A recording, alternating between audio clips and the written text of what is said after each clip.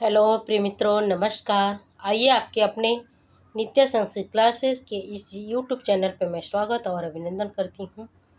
आज हम लोग पढ़ने वाले हैं यूपी टेट के एग्ज़ाम में जो प्रश्न पूछे जाते हैं उन्हीं प्रश्नों के प्रश्नोत्तरी करेंगे और अधिक से अधिक प्रश्न को करने की कोशिश करेंगे।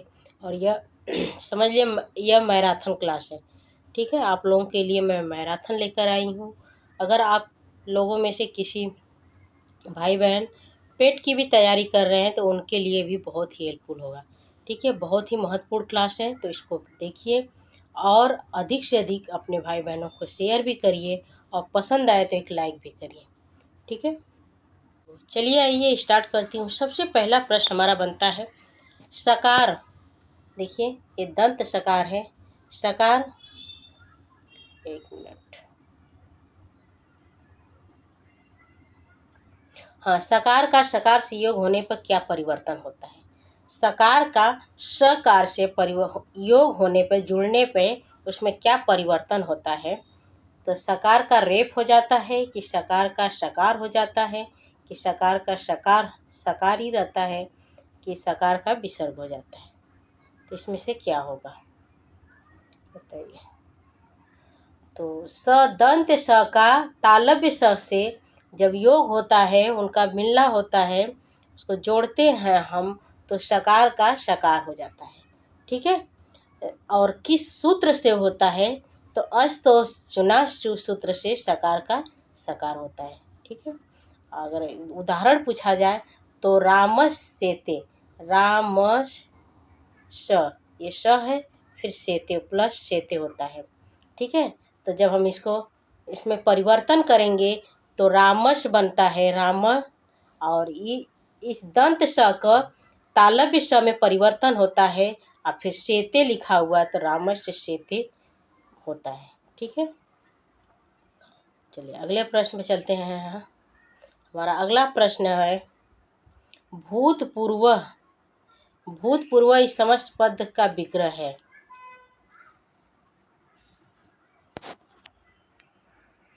भूतपूर्व यह समस्त पद का विग्रह है। पूर्वे भूत है कि पूर्व भूत है कि पूर्वस्य भूत कि पूर्वात भूत? क्या होगा? तो इसमें ऑप्शन नंबर बी राइट होगा, पूर्वम भूत होगा। भूतपूर्व समस्त पद है। भूतपूर्व क्या है? ये समस्त पद है, और जब हम इसका विग्रह करते हैं तो बनता है पूर्व भूत होगा। और यह सह सुपा सूत्र से भूतपूर्व में केवल समास होगा। कौन सा समास होगा? केवल समास है। भूतपूर्व में केवल समास है।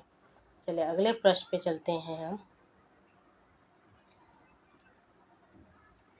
देखिए, अगला हमारा प्रश्न बनता है हरे हरे शेते। हरे रोचते भक्ति वाक्यों में हरे भक्त पद में विभक्ति है। हरे रोचते भक्ति, जो हरि है उनको भक्ति करने में बहुत ही रुचि होती है। तो जो हरे पद है इसमें कौन सी विभक्ति का प्रयोग किया गया है? तृतीया का कि पंचमी का कि चतुर्थी का कि सप्तमी का? तो ये कौन सी विभक्ति का प्रयोग किया गया है? तो रुचि अर्थानाम प्रियमाण, चतुर्थी विभक्ति का प्रयोग किया जाता है।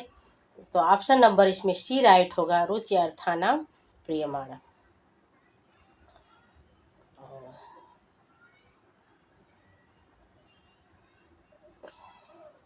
ठीक है, चाहने के योग में संप्रदान कारक का प्रयोग किया जाता है, चतुर्थी विभक्ति का प्रयोग किया जाता है। चलिए अगले प्रश्न में चलते हैं। अगला प्रश्न है परिमाण मात्र में कौन सी विभक्ति होती है? परिमाण मात्र में कौन सी होती है? प्रथमा, चतुर्थी, तृतीया, पंचमी? परिमाण मात्र में कौन सी होती है? तो प्रथमा विभक्ति का प्रयोग किया जाता है परिमाण मात्र में।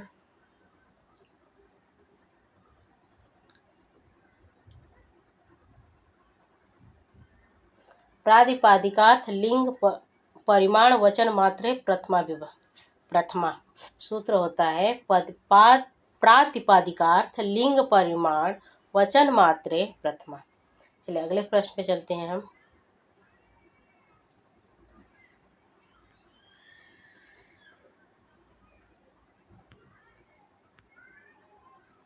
अगला हमारा प्रश्न है, व्यायामेन शरीरम स्वस्थम, व्यायामेन शरीरम स्वस्थम भवति। कह रहे हैं कि व्यायाम करने से शरीर स्वस्थ होती है। वाक्य रेखांकित पद में प्रयुक्त वाक्य है। जो व्यायामेन लिखा हुआ है, रेखांकित पद है, इसमें कौन से पद का प्रयोग किया गया है, अर्थात कौन से कारक का प्रयोग किया गया है, कर्म का, करण का, कि संप्रदान का, कि आपादान का, बताइए। तो साधकतम करणम, अर्थात जिससे अधिक सहायक होता है, क्रिया की सिद्धि में जो सबसे अधिक सहायक होता है, अर्थात जिससे हमें सबसे अधिक सहायता लेनी पड़ती है, उसमें करण कारक का प्रयोग किया जाता है, अर्थात तृतीया विभक्ति का प्रयोग किया जाता है। कौन सी विभक्ति का? तृतीया विभक्ति का प्रयोग किया जाता है। ठीक, तृतीया करण कारक यानी तृतीया विभक्ति का प्रयोग किया जाता है। ठीक है, चलिए अगले प्रश्न में चलते हैं हम।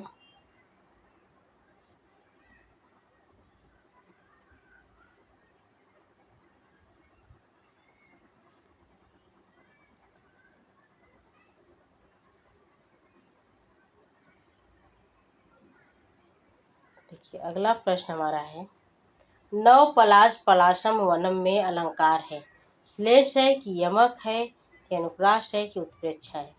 तो अलंकार से मोस्ट इम्पॉर्टेंट अलंकार से प्रश्न बनते ही हैं। तो बताइए कि नव पलाश पलाशम वनम में अलंकार है, श्लेष है, यमक है, अनुप्रास है, कि उत्प्रेक्षा है। तो इसमें यमक अलंकार का प्रयोग किया गया है। ठीक है, यमक अलंकार ऑप्शन नंबर बी राइट है। चलिए अगले प्रश्न में चलते हैं हम।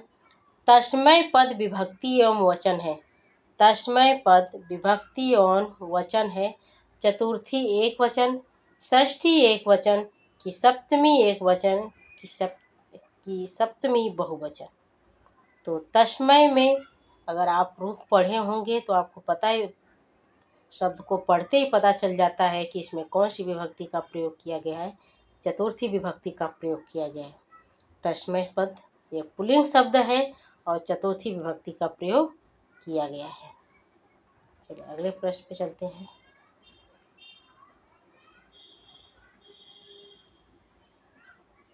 अगला हमारा प्रश्न है, अकथितम च सूत्र के अंतर्गत, अकथितम च सूत्र के अंतर्गत कितनी द्विकर्मक धातुएं आती हैं, बताइए। अकथितम च सूत्र के अंतर्गत कितनी द्विकर्मक धातुएं आती हैं। तो ऑप्शन नंबर इसमें ए सही है, 16, 14 महेश्वर सूत्र होते हैं, और इसमें ये ऑप्शन दोनों गलत है। ठीक है, तो अकथितम च सूत्र में 16 धातुएं होती हैं, और वह 16 धातुएं कौन कौन सी है? तो दूह, यच, पच, दंड, रुद्र, पृच्छ, ची, ब्रू, शास, जी, मथ, मुष, नी, ह्री, कृष, व, ये 16 धातुएं होती हैं। और ठीक है, और इसमें प्रधान धातुएं होती हैं, और प्रधान धातुएं होती है दू, याच, पच, दंड। अगर प्रश्न कभी ऐसा भी पूछा जाए कि प्रधान धातुएं, द्विकर्मक धातुएं में प्रधान धातुएं कौन कौन सी हैं, तो दू, याच, पच, दंड, रुद्र, पृच्छ, ची, ब्रू, शास, जी, मत, ये सब, मुष, ये सब जो होती हैं ये अप्रधान धातुएं होती हैं। नि, ह्री, कृष, व, ये जो होती है चार जो होती हैं, लास्ट की 4 धातुएं यह प्रधान धातुएं होती हैं। स्टार्टिंग की 12 धातुएं जो होती हैं वह अप्रधान धातुएं होती हैं, अप्रधान होती हैं। 12 जो होती हैं अप्रधान होती हैं, और 4 जो होती हैं वह प्रधान धातुएं होती हैं। ठीक है, इसको आप याद रखिएगा, इससे प्रश्न बनते हैं।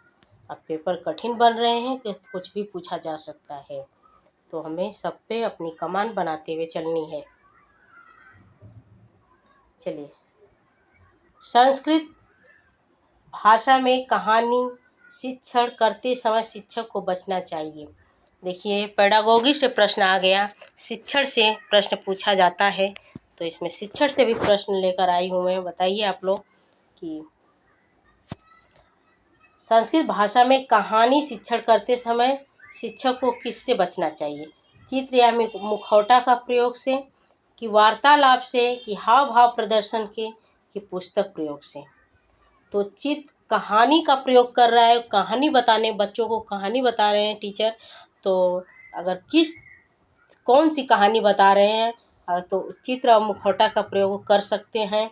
अगर इस प्रकार से कोई कहानी बता रहे हैं जिसमें मुखौटा पहनना पड़ रहा है, या कोई चित्र बना के बच्चों को समझाना पड़ रहा है, उसके माध्यम से कहानी को बताना पड़ रहा है, तो वह उसका प्रयोग कर सकते हैं। वार्तालाप तो बहुत ही ज़रूरी है, बच्चों से पूछते रहना है कि कौन बच्चों को समझ में आ रहा है और कहाँ से प्रॉब्लम हो रही है, बच्चों से बातचीत करते रहना है।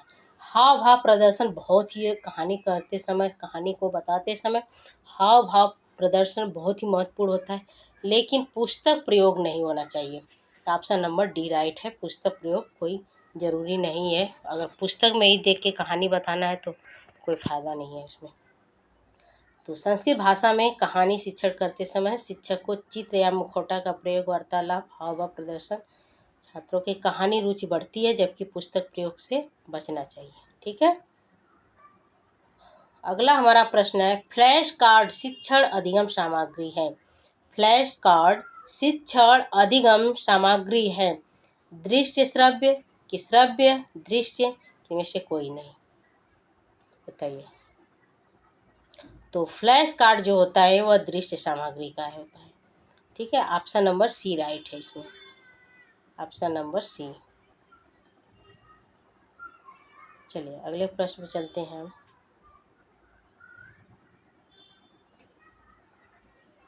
देखिए, कह रहे हैं कि टीवी दृश्य श्रव्य, रेडियो श्रव्य शिक्षण अधिगम, फ्लैश कार्ड दृश्य शिक्षण सामग्री है। ठीक है।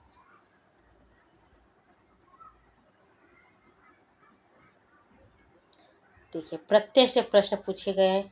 चाहिए अर्थ में कौन सा प्रत्यय का प्रयोग किया गया है? तुमुन का होता है, कि तबियत का होता है, कि त्वत् का होता है, कि लेप का होता है? तो जानते होंगे आप लोग, प्रत्यय कितनी बार बता चुकी हूँ मैं, पढ़ाई हूँ अपने क्लास में। तो आप ऑप्शन नंबर इसमें बी राइट होगा, तुमुन होगा, अरे सॉरी तबियत होगा। तुमुन प्रत्यय के लिए के अर्थ में होता है लेप पूर्वकालिक क्रिया, तथा त्वत् भूतकाल क्रिया के अर्थ में होता है, जबकि तबियत प्रत्यय चाहिए तुमुन के लिए आता है। ठीक है, तबियत चाहिए अर्थ में आता है, और तवत जो होता है पूर्वकालिक क्रिया होती है, लेप पूर्वकालिक होती है, सॉरी लेप पूर्वकालिक होती है, तवत भूतकालिक होती है। लेप क्या है? ये पूर्वकालिक क्रिया के लिए आता है, और ये भूतकाल के लिए आता है। ठीक है। चलिए अगले प्रश्न पे चलते हैं। मुझे संस्कृत अच्छी लगती है। अगला हमारा प्रश्न बनता है, मुझे संस्कृत अच्छी लगती है का अनुवाद बनाना है। अनुवाद से भी प्रश्न आते हैं। तो मह्यम, मुझे का होता है मह्यम, संस्कृत का होता है संस्कृतम, अच्छी का लगता है रोचते, और इसमें चतुर्थी विभक्ति का प्रयोग करते हैं। रुचि अर्थानाम प्रियमाणम से रुचि के अर्थ में चतुर्थी विभक्ति का प्रयोग किया जाता है, संप्रदान संज्ञा का प्रयोग किया जाता है। ठीक है। चलिए अगले प्रश्न पे चलते हैं हम। अगला हमारा प्रश्न है, यू पाए दारू पद में समास है। देखिए, समास से प्रश्न है, ये का किस प्रकार से किस टॉपिक से प्रश्न बनेंगे, उनको मैं सब लेकर आई हूँ। आप लोग इतना इस क्लास को लेने के बाद समझ जाएंगे कि संस्कृत के यूपी टेट के एग्ज़ाम में मतलब हर टॉपिक को हमें कवर करना है, चाहे वह अलंकार से है, समास से है, प्रत्यय से है, छंद से है, साहित्य से, सबको पढ़ना है हमें। ठीक है, इसलिए अपनी तैयारी को बहुत ही अच्छा बनाइए, बहुत ही मेहनत करिए, और आप मेरे चैनल से जुड़ सकते हैं। मैं डेली आप लोगों के लिए क्लास प्रोवाइड करती हूँ। ठीक है।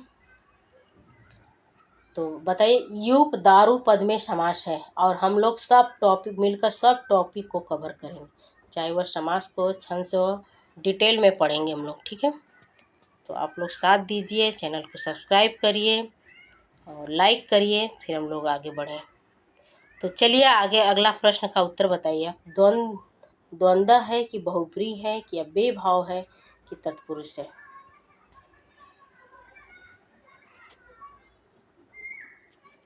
यूप दारू, यूप दारू में कौन सा है? यूप दारू। अगर आप कारक पढ़े होंगे, कारक से ही समझ में आ जाएगा। यूप दारू, यूप मिश क्या होता है? यूप मिश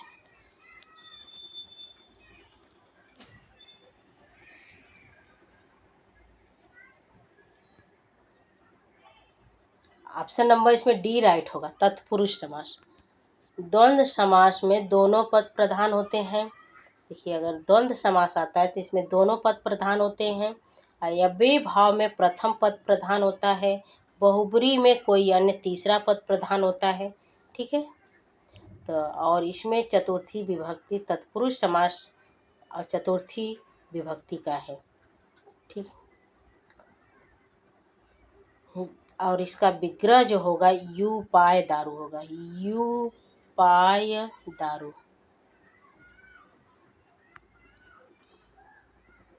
चलिए